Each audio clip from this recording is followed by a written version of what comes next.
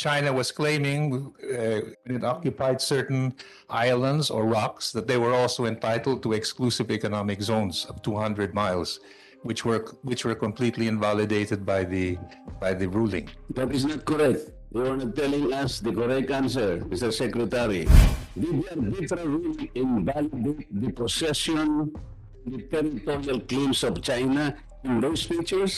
Exclusive right of the Philippines, and that is why we feel our rights should be respected. And in terms of the exploitation of the resources within the 200 nautical miles of the EEZ. Mr. Chair, the answers are not comforting. He does not understand the question. In the context of the South China Sea arbitration, is our territorial sea an exclusive economic zone part of our territory?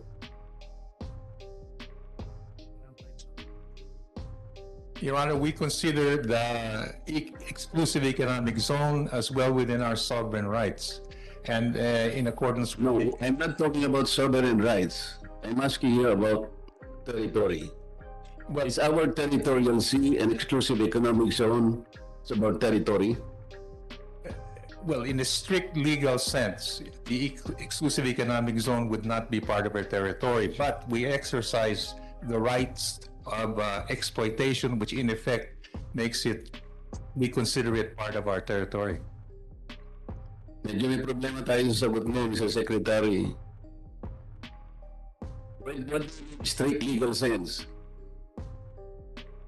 The strict legal sense is within 12 miles, but in terms of the actual... No, the territorial sea is 12 miles away from our shoreline. 12 nautical miles. Exclusive economic zone is 200 nautical miles.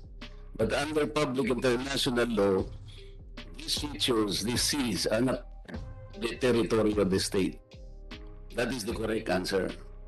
I'm asking you this because you made a statement after we were appointed Secretary of the Foreign Affairs that you will uphold the landmark ruling which found most of the claims of China invalid and that the findings are conclusive. That was your declaration. Tell us the claims of China, Mr. Secretary, that were invalidated by the arbitral ruling. Yes, Your Honor. Well, the main claim of China, which was invalidated, was the 9-dash line, Yes, where China basically claimed all... that's one. What others? Because you said the various claims of China in the South China Sea. Well, China was claiming when it occupied certain islands or rocks that they were also entitled to exclusive economic zones of 200 miles, which were completely invalidated by the ruling. That is not correct. You are not telling us the correct answer, Mr. Secretary. The arbitral ruling did not invalidate the territorial claims of China in the Spratlys. You know that there are 100 features in the Spratlys. And the only parameter and the only decisions made by the arbitral ruling are only 8 of those features. Do you know that, Mr. Secretary? Your Honor, I think what the ruling did was it definitely said that, for example, artificial islands or islands which were, let's say, rocks, only rocks, but not islands, were not entitled to any... That is correct, Mr. Secretary. I'm asking you, did the arbitral decision confined itself to 8 features of this Spratlys only, despite the fact that it has or it consists of 100, more than 100 features. At sinabi doon, Mr. Secretary, the maritime zones, sinabi lang dyan, if it is a rock, meaning a rock, not an island, because an island will entitle itself to 200 nautical miles. And there are islands occupied by China there. Pagka rock, it is only entitled to 12 nautical miles. Kapag ito low tide, wala siyang entitlement. High tide, meron siyang 12. The question is, did the arbitral ruling invalidate the possession, the territorial claims of China in those features? That is the question. Well, the ruling itself did not address the claims. Hindi nyo validate, Mr. Secretary. Diretsuhin natin, that is the problem. Because there is a limited jurisdiction of the Hague Arbitral Court. Wala siyang jurisdiction or territories. Jurisdiction niya per the position of the Philippines is only to consider a declaration whether or not the 9-dash line is consistent. Because that is the only position we made. We did not ask for anything. That is why the order did not provide any. Halimbawa, nandun ang China, ang kanyang territory. In public international law, territory is also ownership. Yung nandun, and therefore it enjoys the maritime zone entitled to those occupied territories. Meron siyang economic zone, 200 miles. Meron iba doon, Territorial Sea, 12 nautical miles. And these areas collide with our own exclusive economic zone. Yun ang problematic eh. Make public statement, it is as if you're claiming high hopes for our country. There are claims there that were not invalidated by the ruling. Kakulang natin is a declaration, the 9-dash line is invalid. Yun lang. China is miles. But we are in possession of these islands. Hindi ba, Mr. Secretary? Hindi na gusto natin ipaalam sa tao eh.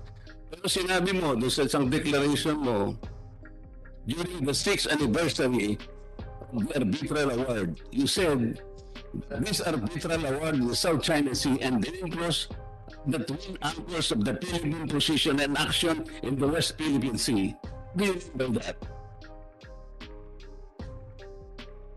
What we mean is, or what I meant, and it was that we will follow, first of all, the UNCLOS, which is the basic rule on the maritime law, and that therefore there are many aspects to the UNCLOS which we feel should be the basis for the way countries behave. For example, in South China Sea, freedom of navigation. Mr.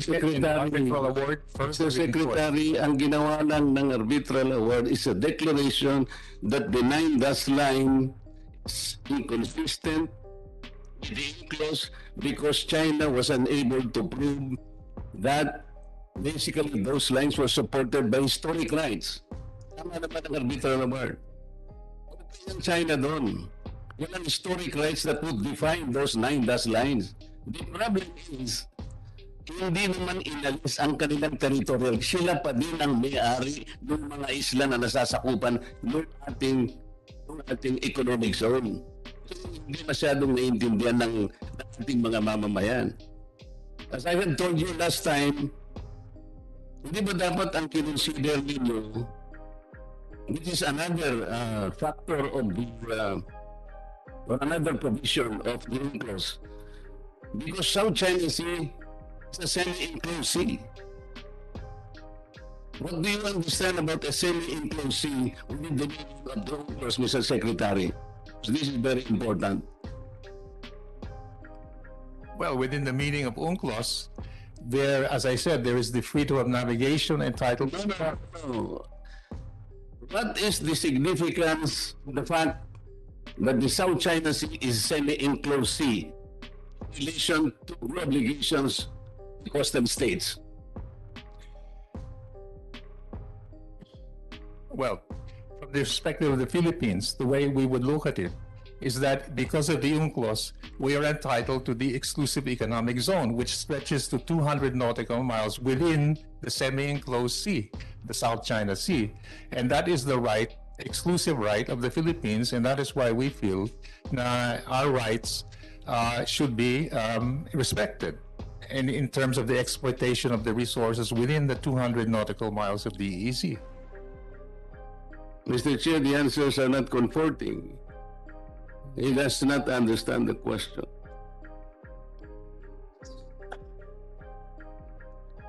We have a minute. May we know from Congressman Marcoleta what answer is he trying to secure from the good secretary, or if the good secretary does not understand the question, perhaps Yes, sir. Because he will not get. he made a declaration that the UNCLOS and the award are the twin anchors of the Philippine position and action in the West Philippine Sea. So that we would like to know from him, what do we expect to do from there? Because if he understood that the South China Sea is a semi-enclosed sea, then he would understand that from there, he could already take actions like, because a semi-enclosed sea is defined under 123 of the UNCLOS. Dito po sinasabi na kapag ka semi-enclosed sea, all the coastal states together, coordination, management, exploitation, exploration, and even exploitation of the resources, both living and non-living resources. At pwede ba natin explore doon, Mr. Chair, traditional fishing rights, where we can protect our fishermen. Wala akong nakikita ganito yung isasagot niya. Pinipilit niya yung jurisdiction natin. Sinasabi nga natin, nanalo tayo in so far as the declaration that the 9-dash line do not exist. Itinapon niyo ng arbitral award. Sabi nila, walang basis yan. You cannot claim historic rights and even sovereign jurisdiction on maritime rights. Natatawalan ang China sa atin, Mr. Chair, because it has nothing to do with their possession. The arbitral ruling did not eject China possessing and occupying these territorials, particularly these paddlings. This is the problem, Mr. Secretary. That is why we would like you to see, to explore the very issues why we're fighting for yung rights natin. Sana tingnan mo yung bilateral na lang, doon mo ikutin ngayon yun. Because sa paragraph 805 or 806 nung arbitral award, makikita mo doon, Scarborough Shoal was even defined by arbitral award as a traditional fishing ground. And from there, we can convince China, just like what it did with Vietnam in 2000, in the Gulf of Tonkin, they had a fishing agreement. If Vietnam was able to do that, the Philippines can also do that. That's the case, Mr. Chair. Chairman, perhaps we can, if the implication here is that unfamiliarity is dangerous, perhaps we can secure an answer from the good secretary. With the permission of Congressman Marcoleta. Sagot po. Tama po yung tanong relevant po yung tanong ni Congressman Marcoleta. Yes. So in fact, it's a little bit clearer now. Yes, the award, for example, in terms of the Scarborough Shoal, sinabi nga na it respected traditional fishing rights, and that in fact is part of one of the essential elements. And I think ganun din when it comes to the when I mentioned our sovereign rights in terms of the economic zone, yes, that is what we're trying to protect. Yung mga fishermen, for example, our fishermen, when they try and exploit the resources of that area or whatever other resources are available, yun ang those are the things that we wish to protect or at least assert our rights on.